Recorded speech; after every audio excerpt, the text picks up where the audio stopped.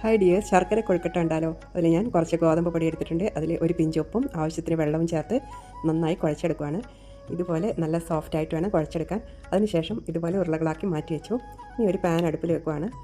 അതിലാവശ്യത്തിന് വെള്ളവും ഒഴിച്ച് ഈ ഉരുളകളൊക്കെ ഇതിൽ ആഡ് ചെയ്ത് നന്നായി വേവിച്ചെടുക്കണം.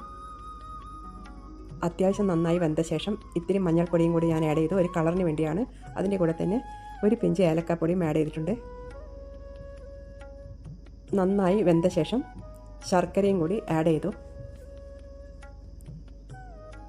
ശർക്കര നന്നായി അലിഞ്ഞ ശേഷം ക്രഷ് ചെയ്ത നാളികേരവും കൂടി ആഡ് ചെയ്യുകയാണ്.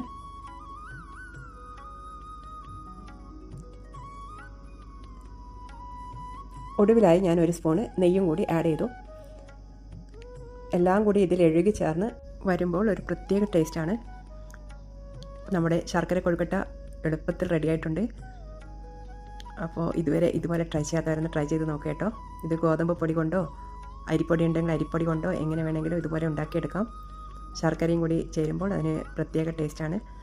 ഇതുവരെ ട്രൈ ചെയ്യാത്തവരൊന്ന് ട്രൈ ചെയ്ത് നോക്കൂ. ഇന്നത്തെ റെസിപ്പി ഇത്രമാത്രം. നെക്സ്റ്റ് റെസിപ്പിയുമായി നെക്സ്റ്റ് ടൈമിൽ കാണാം. Okay, by.